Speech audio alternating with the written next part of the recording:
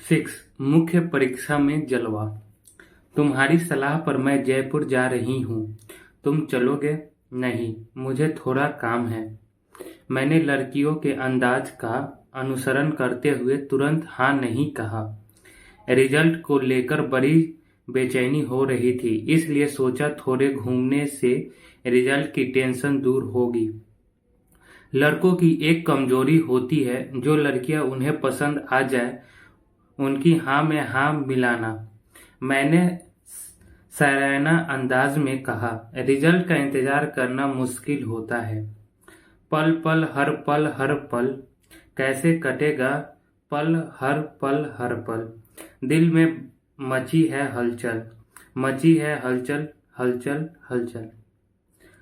Yes, thanks up. उन्होंने यह line बहुत पसंद आई। वैसे आपका इंतजार जल्द खत्म करने वाली है यूपीएससी। लग तो मुझे भी ऐसा रहा है। कल ना आए तो ही बेहतर है, कहीं ट्रिप न बिगड़ जाए। उन्होंने देर रात को व्हाट्सएप पर एक मैसेज छोड़ा, आप जयपुर चलोगे कल सुबह? मैं तब तक सोच चुका था। मैंने सुबह कॉल रिप्लाई तो उन्हें कहा, चलिए धौला कुआं से बस पकड़ते हैं जयपुर के लिए। ठीक है, हम चलते हैं। मैंने सहमति दी। दिसंबर का महीना था और सर्दी अपने शबाब पर थी। हमने जीटीबी नगर से मेट्रो पकड़ी। एंजल ने गुलाबी रंग की घुटना तक का फ्रॉक पहन रखी थी, जिनमें वह बहुत सुंदर लग रही थी।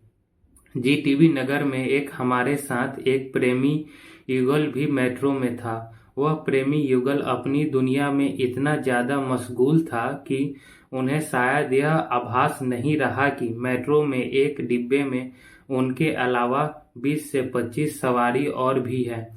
प्रेमी जोड़ा लिप लॉक कर रहा था, सरल शब्दों में कहे तो किसिंग कर रहा था। मैंने और एंजल ने अपनी नजरों दूसरी तरफ घुमा ली, लेकिन प्रेमी जोड़े की यह अश्लील हरकतें देखकर यह अधेड़ उम्र की महिला ने उनकी क्लास लगा दी। संस्कार कहीं बेच आए हो क्या बेटा? ताई ने तेवर देखकर प्रेमी युगल की सिट्टी गिट्टी गुम हो गई। आंटी जी हरियाणा के देहाती इलाके से थी। उन्होंने आगे कहा, इश्क का इजहार और वह भी खुलेआम। हम 18 साल के हो गए हैं और तो कुछ भी करने के स्वतंत्र है। लड़की दबी हुई आवाज में बोली, कुछ भी करो लेकिन घर की चार दीवारी के अंदर पब्लिक प्लेस पर अपनी मर्यादा मत भूलो। बेडरूम वाली हरकतें ट्रेन के डिब्बों में शोभा नहीं देती। ताई के तेवर देखकर लायक था। उसे पूरे तमाशे को एक मेट्रो यात्री ने सोशल मीडिया पर डाल दिया। यही वीडियो सोशल मीडिया में वायरल हो गया। दिल्ली मेट्रो में प्रेम लीला करते दो प्रेमी। डेमोक्रेसी में रहने वाले सीट कीट पतंगे से नहीं डरते, लड़कियां ने जवाब दिया। लोग पब्लिक प्लेस की मर्यादा भूल रहे हैं, यह तो कुछ नहीं है। 2011 में दिल्ली के ग्रीन पार्क मेट्रो स्टेशन पर एक जगह बैठा प्रेमी जोड़ा खुलेआम यौन क्रिया कर रहा था। इसी तरह की घटनाएं मेट्रो में अलग अलग रूट पर कई बार कैद हुई है। एंजल बोल पड़ी, क्या बात कर रही हो? मैंने आश्चर्य करते हुए कहा, अरे सच में, पंजाबी बाग मुकुंदा लाइन, शहादरा रिठाला लाइन और यह तो येलो लाइन पर ये सब घटनाएं मेट्रो में खुफिया कैमरों में कैच भी हुई थी। युवा जोड़ों को इसका ख्याल रखना चाहिए कि हमारे कल्चर में यह शोभा देने वाली बात नहीं है। हमारे देश में यंग जनरेशन को समाज के संस्कारों का सम्मान करना चाहिए। माना कि दिल्ली दिलवालों की है, लेकिन खुल्ला अमर्यादित रोमांस करने वाली नहीं होनी चाहिए। इस सब बातों के बीच में नई दिल्ली मेट्रो स्टेशन आ चुका था। हमें धौला कुआं के लिए मेट्रो चेंज करनी पड़ी। मेरे दिमाग में ताई के तेवर वाला दृश्य अब भी घूम रहा था। धौला कुआं से हमने जयपुर के लिए बस पकड़ी तो इस बात से बहुत खुश था कि हाय हेलो से शुरू हुआ एंजल के साथ का सफर अब दोस्ती तक आ चुका था। बस में बैठने के साथ ही मैंने एंजल से पूछा, क्या तुम शाहनवाज हुसैन को जानती हो? हाँ हाँ, भाजपा के नेता हैं। उनकी लव स्टोरी दिल्ली के डीटीसी बसों में ही परवान चढ़ी थी।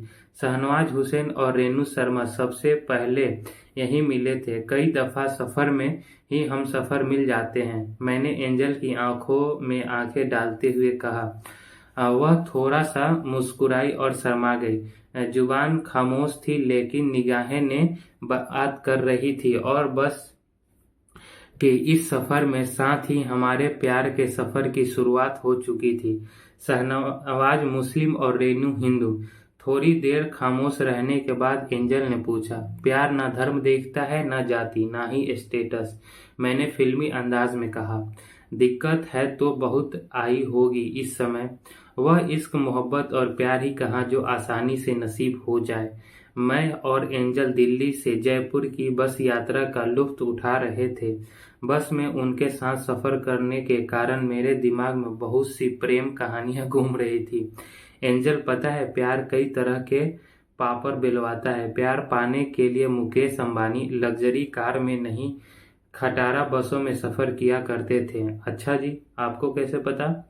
मुझे लव स्टोरी आधारित चीजें देखना और पढ़ना बहुत पसंद है। एक बार मैंने अखबार में यह पढ़ा था कि नीता नॉर्मल बैकग्राउंड से थी और मुकेश अंबानी भारत के सबसे अमीर धीरू भाई अंबानी के बेटे। नीता अंबानी ने शर्त रखी थी कि अगर प्यार करते हैं तो मेरे साथ खटारा बसों में मुंबई का सफर किया करें। मैंने मुकेश अंबानी की लव स्टोरी की विस्तृत व्याख्या करते हुए कहा, आप भी बस, मेट्रो या ट्रेन का सफर करते रहिए, कहीं आपका जीवन साथी किसी सफर में आपका इंतजार न कर रहा हो। एंजल ने हिदायत के अंदाज में कहा, सच में लाखों युवा लोगों को अपना हमसफर सफर के दौरान ही मिलता है। आज ही देख लीजिए, हमारा जयपुर का सफर था या इश्क का सफर। 6 घंटों के सफर में पता ही नहीं चला कि समय कब गुजरा। हाँ, हम जयपुर दोपहर 3 बजे के करीब पहुंचे। हल्की हल्की धूप खिली हुई थी। मैंने कहा, सर्दी के मौसम में गुनगुनाती धूप का अपना ही मजा होता है। वक्त की ताकत रवानी होती है। सर्दी की धूप कितनी सुहानी होती है। आपका शायराना अंदाज मन को भा रहा है। एक गुनगुनी धूप पर एक और शेर सुनिए। सर्दियों की धूप, गर्मियों की शाम हो तुम, मेरे दिल में जो जलता है वह मेहताब हो तुम ना हो तो ये सब कुछ अधूरा सा है। मेरे लिए हर रात का एक मुकम्मल ख्वाब हो तुम। वाह, थैंक्स। क्या गिरीश बाबू, आप तो गालिब निकले। नहीं, बस शायरी सुनने और पढ़ने का थोड़ा बहुत शौक है। अब मैं उन्हें कैसे बताता कि शायरियाँ तो मैंने रात भर जागकर याद की थी उन्हें पटाने के लिए। हम किताबों की दुनिया में खो रहे हैं। कभी कभी ऐसे शेर वो शायरी मूड फ्रेश करने के काम करते हैं। अच्छा है। एंजल ने हाँ में हाँ मिलाई। मैं नारायण सर्कल पर उतर गया और एंजल भी। मैंने गोपालपुरा के लिए बस पकड़ी और एंजल ने वैशाली नगर की तरफ जाने वाली बस। Thank you.